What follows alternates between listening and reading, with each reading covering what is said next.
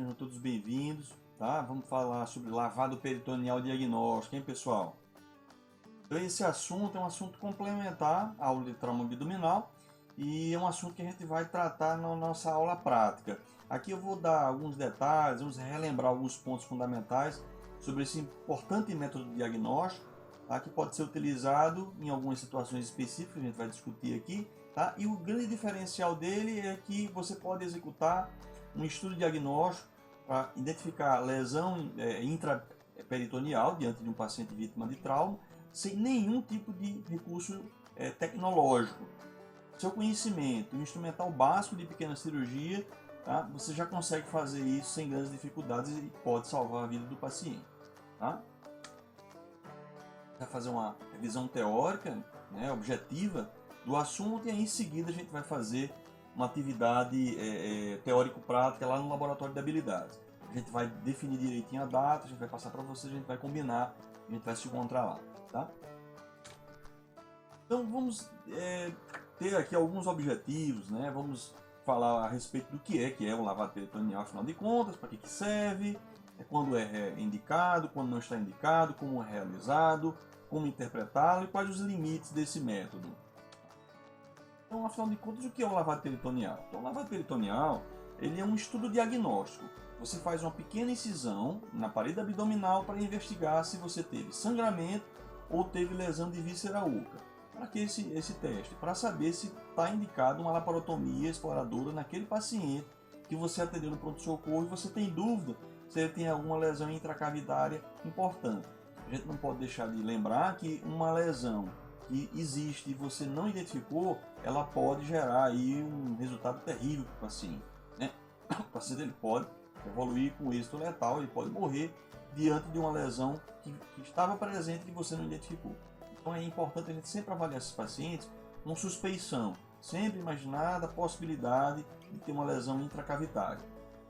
E o lavado peritoneal ele nos ajuda a definir isso, se existe essa lesão, e uma vez indicando, se identificando essa lesão, está indicada uma cirurgia para salvar o paciente, para tratar aquela lesão ali que estava oculta até então. Então, outra característica fundamental é que é um método invasivo, uma espécie de pequena cirurgia, né? Não um procedimento de grande porte, não é apenas realizado por cirurgião, pode ser feito também pelo clínico que atende no pronto-socorro.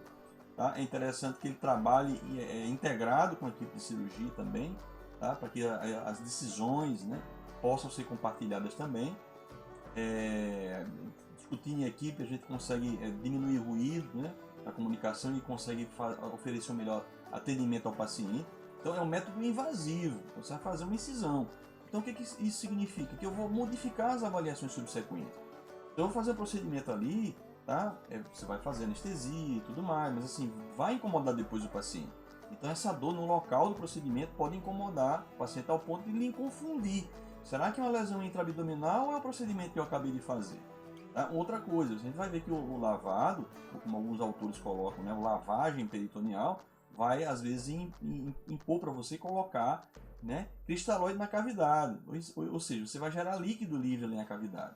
Então, se depois você for fazer ultrassom, tomografia, outro exame de imagem, vai dar líquido livre. E aí vai confundir, é sangue ou é líquido que você colocou no lavado? Uma outra coisa também é que depois que você fez o lavado peritoneal, você vai fazer um raio-x de abdômen do paciente, um raio-x de tórax do paciente em pé ou sentado, você vai ver também pneumoperitônio. Mas como é que pode pneumoperitônio, uma lesão? Não, você que lesionou. Você não violou a cavidade peritoneal, entrou lá dentro. Então, são características que a gente não pode deixar de levar em consideração quando a gente decide fazer, que vai tornar as avaliações subsequentes um pouco mais difíceis. A gente tem que relativizar esses achados aí. Tá? Quando a gente avalia o paciente com trauma abdominal, com um possível trauma abdominal, nós temos alguns recursos, né, para nos ajudar. O lavado peritoneal é um deles. O destaque dele é que não precisa de nenhum recurso tecnológico, tá? Mas quando a gente tem uma tecnologiazinha, tem uma ultrassonografia, por exemplo, uma tomografia, a gente pode também lançar mão desses outros recursos. Tá? Mas assim, não existe um método perfeito, cada um tem a sua vantagem e sua desvantagem.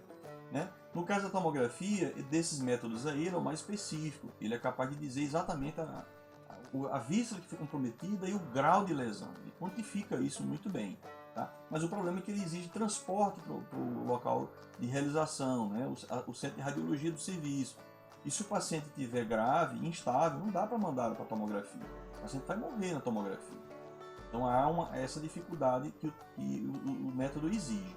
O FAST, né, a avaliação ultrassonográfica direcionada para o trauma, é um exame repetível que você pode fazer diversas vezes, né? O protocolo exige essa repetição, mas ele é bem operador dependente, né? Depende de quem está operando o equipamento, né? É um ultrassom. Então, uma característica do ultrassom é que você tem que ter uma pessoa bem capacitada, bem treinada, porque senão você pode ter uma interpretação equivocada que vai prejudicar a interpretação final do resultado. Tá? Mas assim, seria um exame muito bom, porque é um exame que não é invasivo e que você pode repetir. Ele seria até superior ao lavado peritoneal nesse aspecto. A grande dificuldade do FAST diante do lavado é porque o FAST exige tecnologia, assim como a tomografia. O FAST exige ultrassom, a tomografia exige o equipamento, né, de tomografia. O lavado peritoneal diagnóstico, o LPD, ele não exige tecnologia. É um procedimento rápido, mas é invasivo, né, que vai adulterar as avaliações subsequentes do paciente.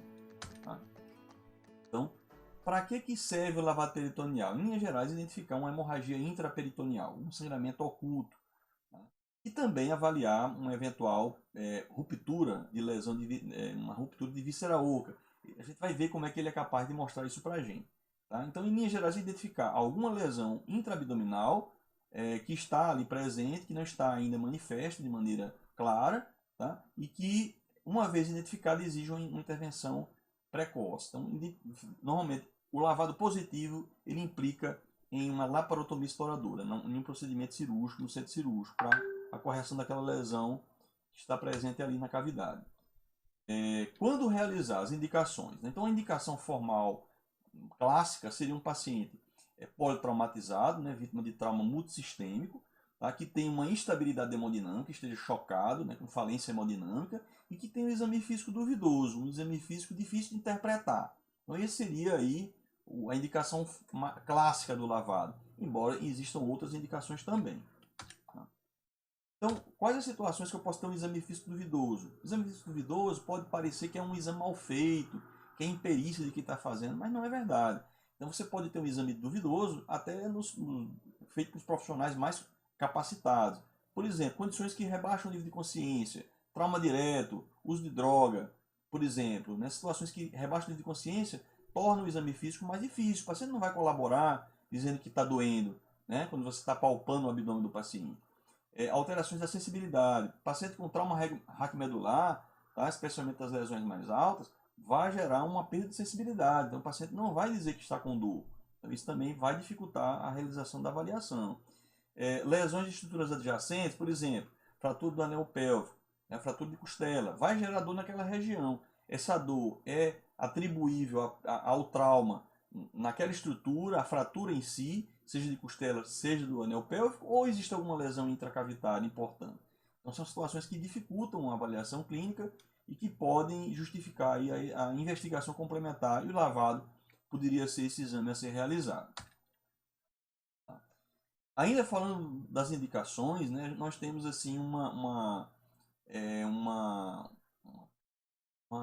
abrangência muito grande de situações onde eu posso indicar o lavado, tá? E assim, uma contraindicação que nós teríamos, em princípio, seria um paciente que tem um trauma penetrante, tá? Ou por arma de fogo, ou arma branca, e que tem instabilidade hemodinâmica. Tá? Eu vou mostrar uma imagem aqui que vocês vão entender por que é contraindicado nessa situação. Mas se for um trauma penetrante e paciente estável, você pode avaliar esse paciente com outros métodos, ou ficar avaliando esse paciente com exames físicos periódicos, ou fazer o lavado peritoneal. Não está errado não, também, certo? Se o paciente foi vítima de trauma fechado e ele está com instabilidade ou estabilidade, você pode fazer também. Tá? Porque às vezes o paciente politraumatizado ele vai estar com instabilidade, mas não é óbvia a presença de sangue intracavitário. Ele pode estar chocado devido a um sangramento intratorácico, ele pode estar chocado devido a uma hemorragia externa, ele pode estar chocado devido a uma fratura pélvica, que pode estar sangrando para o espaço extraperitoneal. Então, tem várias possibilidades que podem justificar uma instabilidade, e que mesmo diante da instabilidade você vai ter dúvida se uma laparotomia vai ser bem-vinda, Porque uma laparotomia não é um procedimento inócuo, ele tem complicações também, né? Então é importante a gente ter certeza que está indicada a laparotomia e por isso que estaria indicado investigar. Um paciente como esse, né, um paciente de dificuldade de avaliação, um paciente inconsciente, tá? Tem sinais aqui, evidências, né, de trauma tóraco-abdominal, está com instabilidade, é complicado dizer que está sangrando com certeza. Será que não tem uma lesão intratorácica? Será que ele não está sangrando por uma fratura pélvica sem sangramento intracavitário? Tá? Será que ele não está hipotenso porque teve um sangramento aqui por uma fratura exposta? Então, nesses casos, a gente teria uma boa indicação de lavado peritoneal. E aí, quando eu não indico o lavado peritoneal? Então, as contraindicações formais. Então, tem várias situações aqui, vou destacar as principais. Tá? Uma hipotensão associada a um ferimento penetrante, ou seja, está lá com a vítima com ferimento de arma de fogo, está lá chocado, né, com falência hemodinâmica. É óbvio que está sangrando para a cavidade. Não precisa de exame, não precisa de lavado peritoneal. Na verdade, não precisa de exame nenhum, que precisa de uma cirurgia. Né? Ferimento que atravessa a cavidade peritoneal retroperitôneo. É transfixante, o ferimento entrou aqui no flanco direito e saiu no flanco esquerdo. Imaginar que isso não penetrou a cavidade, né, é realmente muita imprudência. Né? Então tá muito clara que esse ferimento penetrou na cavidade. Então tem que se fazer uma laparotomia. Estaria contraindicado o lavado peritoneal, como também estaria contraindicado qualquer exame de imagem, tomografia. Não há necessidade de fazer um ferimento que está transfixando. Né? O paciente que está com peritonite, em princípio, ele tem uma lesão intracavitária. O paciente que ele tem pneumoperitônio, tem gás retroperitoneal, também imagino que ele tem, faz sentido imaginar que ele tem uma ruptura de víscera oca, seja uma alça delgado de jejum, por exemplo, e no retroperitônio posso imaginar que foi uma lesão de duodeno, por exemplo.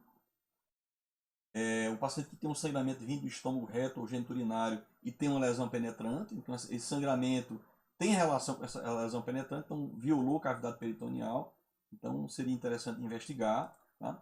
E esse trocando em miúdos, quando eu teria contraindicação ao lavado peritoneal, qual a situação na qual eu não devo fazer o lavado peritoneal?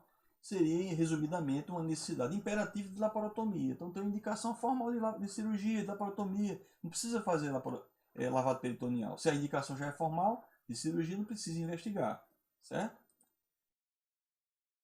Quando eu também tenho uma situação na qual eu não tenho como resolver o problema do paciente naquele serviço, eu estou num hospital do interior, não tenho como fazer cirurgia lá, então transfiro logo. Porque se eu fizer um lavado peritoneal e der positivo, eu não vou ter como resolver lá o problema do paciente. Então é melhor transferir esse paciente que eu tenho suspeita de lesão intracavitária, intraperitoneal, é melhor transferir logo esse paciente para um local onde ele possa ser melhor investigado e caso seja identificado uma lesão intracavitária, que seja submetido ao tratamento definitivo. Então, eu não vou fazer ciência num hospital que não me dá condições de fazer um atendimento definitivo para ele. Tá?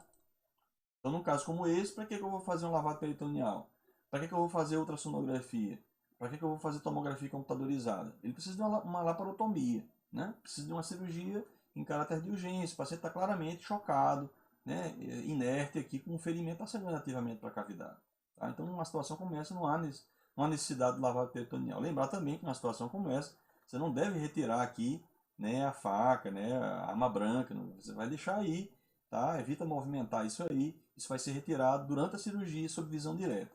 Né? Vai abrir a cavidade e o cirurgião vai retirando, então a compressa aqui vai retirando, a faca olhando para a lâmina, né, saindo para ver se não está com tamponado, né, se não está aumentando a lesão ali que a arma branca já fez. Pode ser o método aberto, que é o que vocês vão treinar na prática, e o método fechado é através da técnica de Seldinger. Então você vai usar uma agulha, né, uma agulha com fio guia e o catéter. Essa técnica a gente pode discutir em outro momento. Aqui a gente vai dedicar ao método aberto. Por quê? Porque é um método que a gente vai utilizar no dia a dia. Então vocês dificilmente vão estar em algum serviço que vai ter técnica de Seldinger para fazer o lavado peritoneal. Então o que vocês vão ver no dia a dia, no Valfredo e em outros serviços que seja um serviço de atendimento ao polo traumatizado, é um método aberto. Por isso que a gente vai discutir aqui um pouco mais e vocês vão treinar na prática justamente isso. Num vídeo à parte, vocês vão ver como é que é isso passo a passo, eu vou mostrar para vocês. Tá? Em linhas gerais, é um lavado peritoneal, lavagem peritoneal, como alguns autores colocam, é feito através de uma pequena incisão, poucos centímetros, 3 centímetros, em torno de 3 centímetros na linha média, normalmente na linha média infraumbilical, mas pode ser também feito na linha média supraumbilical, especialmente nos pacientes que eu suspeito de uma fratura do anel pélvico ou paciente gestante que já tem uma esteromegalia gravídica, onde eu fazendo uma incisão no baixo ventre eu posso atingir esse útero gravídico. Os pacientes que têm fratura do anel pélvico, o ideal é eu fazer uma incisão supraumbilical. Por quê? Porque essa fratura pélvica pode estar gerando um hematoma extraperitoneal que eu posso atingir no momento que eu vou fazer essa incisão infraumbilical. E isso pode contaminar, digamos assim, a cavidade com sangue que estava extraperitoneal, caiu na cavidade porque eu abri o hematoma e aí vai gerar aí um falso positivo. Tá? Então eu tenho que ter todo cuidado para evitar que haja sangramento, né? Usar a xilocaína ou um outro anestésico com vasoconstrictor para que você diminua a chance de sangrar no momento que você faz a incisão. Porque se fazendo a incisão você pode sangrar e se esse sangue cai na cavidade pode dar um falso positivo. Faz uma pequena abertura na aponeurose, na linha alba e no peritônio e posiciona o seu catéter no fundo de saco ou na escavação retrovesical no caso do homem. No caso da mulher, tá aqui no fundo de saco, posicionado o catéter, e aí você aspira. Vem menos de 10 ml, a gente considera o nada, você considera negativo. Vindo mais de 10 ml em diante de sangue da cavidade, você já considera positivo. Se vier menos de 10 ml, você sensibiliza o método com o cristalóide. Coloca aí 2 litros, 20 ml por quilo peso, na cavidade, 2 litros em média no adulto, de ringa lactato. Dentro do possível faz suaves compressões nos 4 quadrantes. Quando possível, mobiliza o paciente gentilmente de um lado para o outro, para que esse líquido vá homogeneizando nos 4 quadrantes. E aí, no momento que você baixa esse frasco, né, e por sifonagem, ele vai trazendo de volta o líquido da cavidade e você pode ver a coloração. Você pode também aspirar na seringa e ver se esse efluente ele tem características que lhe permitem identificar uma lesão intracavitária. Vídeo que vocês vão ver a parte, tá? Vai mostrando direitinho como fazer. Esse ponto da aula a gente vai explorar melhor no outro vídeo. Tá? E aí como é que eu vou interpretar esse resultado desse efluente? Tá? Então quando eu coloco a sondinha lá e aspiro, e já é francamente sanguinolento, tá? Tem mais de 10 ml em diante, eu já considero como sendo positivo. Está indicado uma exploração cirúrgica, uma laparotomia. Se eu aspiro e vem 3 ml, não, mas vem sangue, eu vou considerar negativo. Você considera negativo por quê? Porque você pode ter sangrado pela própria incisão que você fez. Por isso que existe uma margem aí de tolerância. Tá? Mas você pode fazer diretamente a aspiração. Se vier menos de 10 ml, você considera como sendo negativo. Mas aí você pode sensibilizar o método colocando aí o ringer lactato na cavidade, como a gente falou agora há pouco. Tá? Você pode também aspirar e você identificar, ao invés de sangue, identificar uma secreção mais biliopancreática ou então uma secreção com debris, né, com fibras alimentares. E dessa forma também vai estar indicada uma exploração cirúrgica, uma vez que você vai estar compreendendo que ali houve uma ruptura de víscera oca. Tá? São formas de você interpretar o resultado. Mas você pode ficar com dúvida. Tá? Você pode aspirar, vem um rosadinho claro, está com dúvida. O ATLS ele sugere você colocar esse efluente, né? O que sugere o ATLS é você colocar esse efluente num tubo de ensaio e tentar ler um jornal ou tentar você ler as informações que estão ali no frasco do ringer lactato ou de algum cristalóide. Se você conseguir ler através desse tubo de ensaio, então é sinal que deu negativo. Se você não conseguir ler, é sinal que tem muita hemácia ali, então a gente considera ele como sendo positivo. Mas você pode mesmo assim ficar com dúvida, né? Se você não tiver segurança. Então você pode mandar esse líquido que você colheu, tá, para uma investigação laboratorial. Você pode pedir uma coloração do grão para investigar a presença de bactérias, tá? E você pode também fazer uma contagem, uma celularidade desse líquido. E aí se vier mais de 100 mil hemácias por ml, você considera como sendo positivo. Se vier menos, você considera negativo. Se você vier com mais de 500 leucócitos por ml, você considera também como tendo sido positivo. Então aumenta bastante a sensibilidade. Tá? Os autores, eles, de um modo geral, eles concordam que em algo em torno de 98%, né, a sensibilidade do método. para identificar sangramento intracavitário, mas como todo método que é altamente sensível, ele tem uma chance de dar falso positivo. Esse é um ponto fraco, digamos assim, uma crítica do lavado peritoneal. Os limites, como eu acabei de falar, seriam os falsos positivos. Eu já tive uns 2 falsos positivos, pelo menos, em pacientes que tinham fratura pélvica. Então, tinha fratura pélvica, você tem uma chance de fazer o procedimento e quando você chega na cavidade, você acabou abrindo esse hematoma extraperitoneal, acabou contaminando a cavidade e pode gerar um falso positivo. E pode vir um falso positivo pelo próprio sangramento ali da parede. Se você não tiver o devido cuidado, pode contaminar a cavidade com muito sangue e isso pode dar um falso positivo. Outro problema também é a baixa especificidade, ou seja, ele é capaz de dizer que tem sangue, mas ele não é capaz de dizer de onde está sangrando. Se bem que isso para o ATLS é algo relativo. O importante para mim é saber se tem ou não tem, saber se tem sangramento ou não tem sangramento. De onde é que esse sangramento eu vou ter na laparotomia, no próprio procedimento eu vou identificar isso e vou resolver o problema. Tá? Mas de qualquer forma é um defeito do método, né? Uma falha, uma limitação do método. Algumas lesões elas podem passar despercebidas, né? Lesões diafragmáticas, né? Lesões de retroperitônio podem também não ser identificadas. Tá? E é claro que é um procedimento invasivo que tem complicações também. A gente vai no vídeo mostrar para vocês alguns cuidados para a gente não gerar lesão, não lesar a alça de Delgado, não gerar sangramento. Então pode acontecer porque é um método invasivo. Então tem que ter cuidado para não trazer complicações ao paciente, não fazer iatrogenia. Tá? Então é um fluxograma aqui que não deve assustar. Tá? Então é só para fazer de uma forma sucinta como é que é o passo a passo, né, na utilização desse método. Que você colocou lá a sua sondinha, aspirou, veio negativo, não veio o suficiente, você vai sensibilizar. Se vier positivo, ou seja, veio de 10 ml em diante, né, 10, 11, 15 ml de sangue, então você já está indicado a laparotomia. Veio negativo, tem dúvida, sensibiliza o método com 2 litros de Ringer lactato. É o lavado propriamente dito. Homogeneiza, né, os 4 quadrantes ali, e aí você aspira, ou então faz sifonagem, baixa o nível do frasquinho, você vê o efluente voltando da cavidade. Se ele vier francamente positivo, francamente sanguinolento, ou com fibras alimentares, você já indica a laparotomia. Se tiver dúvida, você tem um exame não conclusivo, você vai sensibilizar o método ainda mais com estudo laboratorial. E esses são aqueles critérios que a gente discutiu. Tá? Presença de bactérias no GRAM, né, mais de 100 mil massas por ml, mais de 500 leucócitos por ml. Então, com esses critérios eu também teria como considerar como sendo positivo, e aí eu indicaria também laparotomia.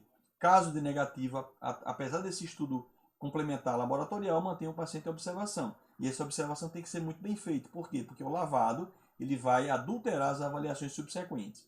Tá? Então é um procedimento muito importante nos casos do paciente que tem politraumatismo, que estão com falência hemodinâmica, que tem um exame físico duvidoso, que pode estar sangrando para a cavidade e pode se beneficiar com a laparotomia, mas é um exame que adultera as avaliações subsequentes. A grande vantagem dele também é que ele é um procedimento, um exame diagnóstico, um procedimento diagnóstico que pode ser utilizado em qualquer serviço, sem qualquer tecnologia, só seu conhecimento e o instrumental básico.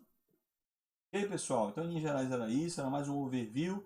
Eu acho que a gente conseguiu definir direitinho essas características aqui, tá? O passo a passo aqui que a gente tinha pré-estabelecido, tá? E aí vocês vão ver outro videozinho onde a gente mostra exatamente como é realizado, como vocês vão fazer na prática.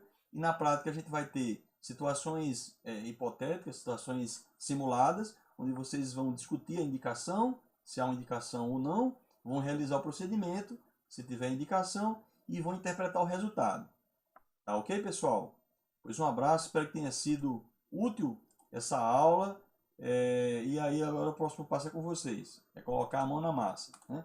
Lembrando que a gente sempre que passa para vocês algum conhecimento, a gente tem um compromisso moral para com a sociedade, de formar profissionais capacitados, profissionais seguros na lide, né, dessas situações aqui que a gente está discutindo. Tá? E lembrar que vocês vão nos atender no futuro, vão atender nossos filhos, vão atender nossas esposas. Então a gente tem esse compromisso com vocês, tá? E a gente espera vocês na prática, de maneira que a gente vai conseguir fechar esse assunto, dando mais significado para vocês. Com certeza vocês não vão esquecer essa aula. Tá bom? Um abraço e até lá. Sucesso, sempre!